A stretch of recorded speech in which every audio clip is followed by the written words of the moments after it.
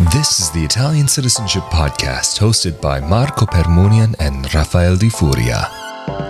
Hello there, and welcome to another edition of the Italian Citizenship Podcast, presented by Italiancitizenshipassistance.com. Of course, we are back at it again with Italian attorney Marco Permunian. How are you doing today? Good, how are you? I am doing great, thank you. And in today's episode, we wanted to talk about a new law proposal and go into a little bit of previous history and if you should or shouldn't be concerned and why you shouldn't or should be concerned. So Marco, rather than my going too deep into this, can you give us a little bit more information about what's been going on recently, as well as some of your opinions on the matter? In today's episode, we're going to be talking about a law proposal that was made by one member of the Italian Parliament about the details of such proposal and about whether people should be concerned about this proposal. But let me start from that. People should not be concerned. Hundreds of proposals are made in the Italian Parliament every month, and a very small number is taken into consideration by the Parliament. Also, the approval process is very long and complex, and we're going to get into that in a second. So at this time, there's nothing people have to worry about. Also considering the fact that there were other proposals made in the past to change the citizenship iure sanguinis, at least a couple that I can think of that were advertised in the news very heavily, but they never became a reality. But let's talk about this proposal. What is this senator proposing? They are proposing that the law regarding citizenship by descent, so citizenship iure sanguinis, is changed as follows.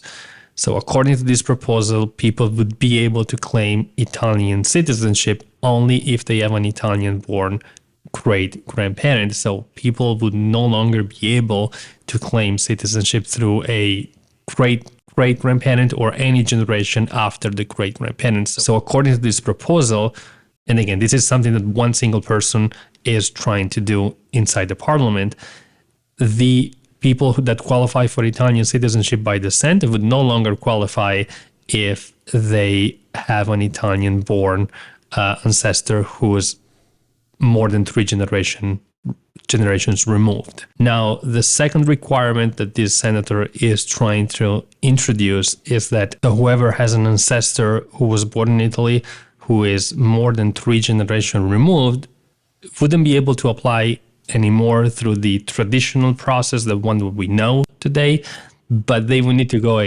through a special process, which we're going to be discussing in a second.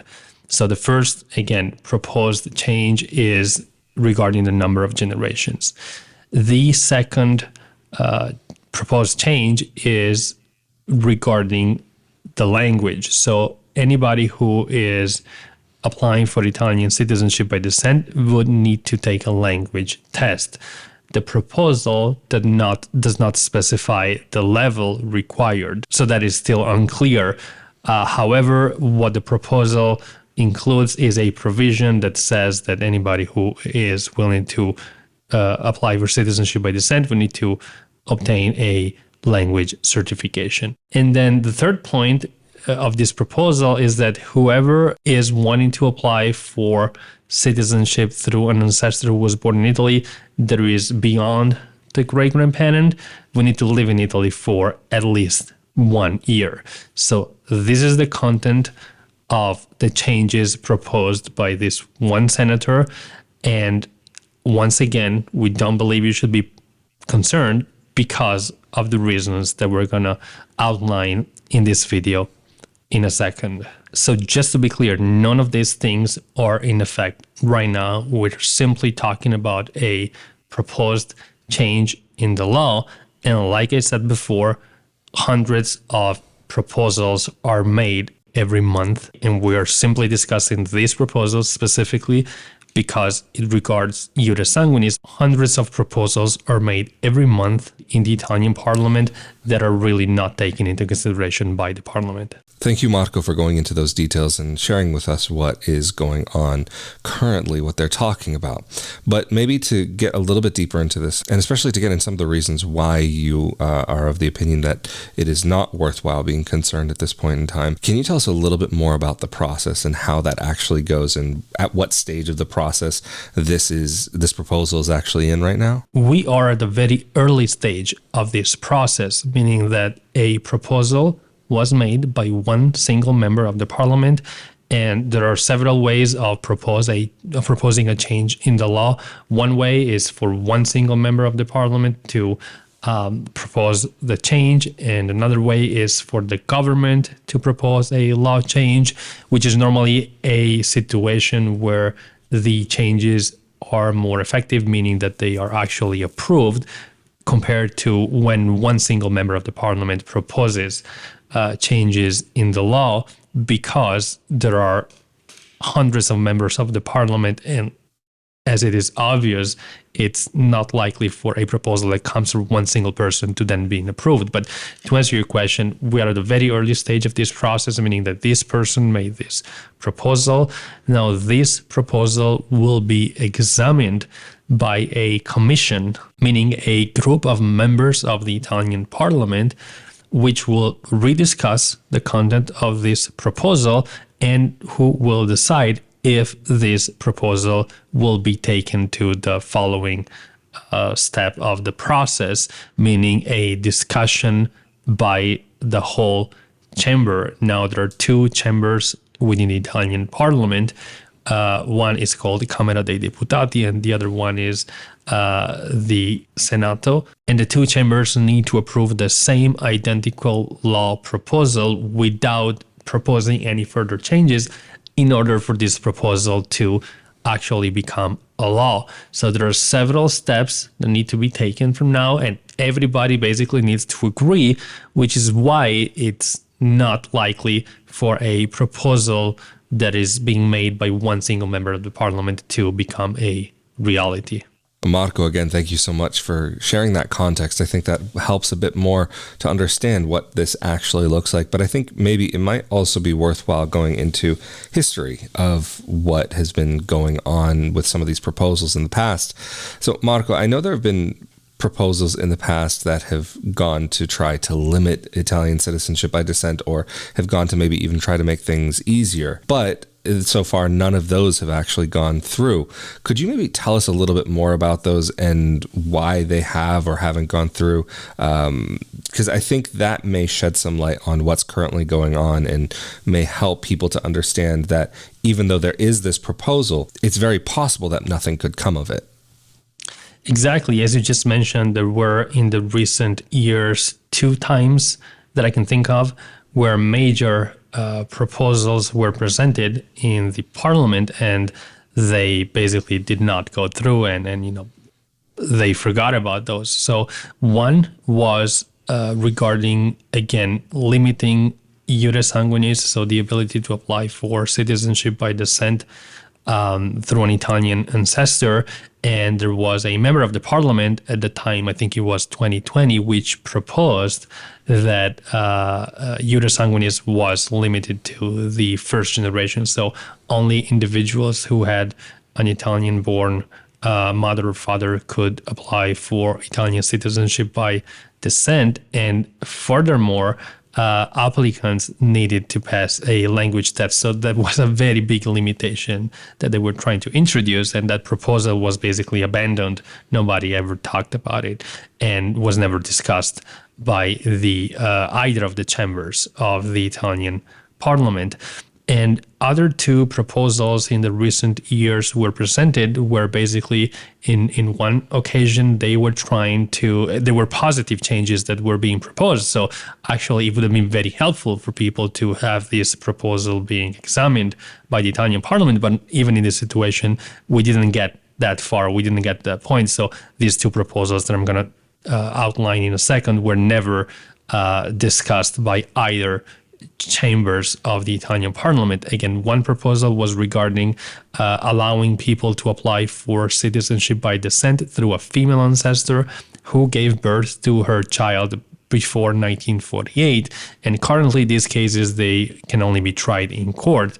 We've done very many episodes about 1948 cases and these court processes that are being presented and started by countless people to gain recognition of citizenship through a female ancestor, which right now it is only possible to do via an Italian court. But what was proposed is that these processes could be done through an Italian consulate. So basically by facilitating the obtainment of citizenship by these people without having to petition the court, but actually rather just by going directly through the Italian consulate in their countries.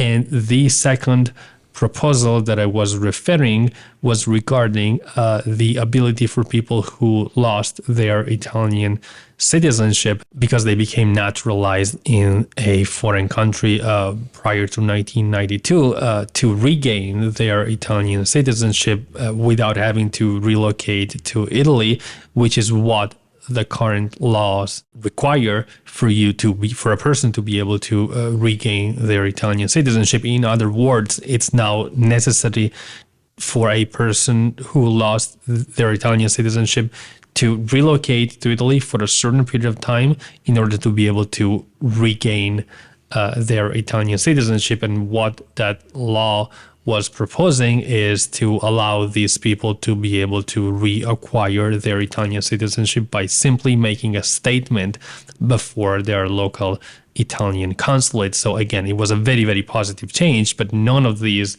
proposed changes were ever discussed by the Italian parliament. So there was basically no updates. So not only none of these proposed changes ever became a reality, but they weren't even ever discussed by either of the chambers of the Italian parliament.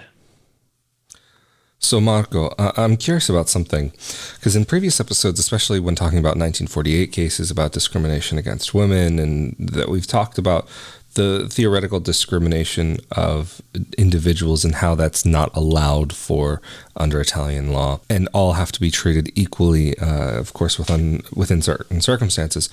But would any of these changes, for example, say a generational limit or a linguistic limit or requirement, rather, could any of those be seen as discriminatory under Italian law, and could this bring repercussions?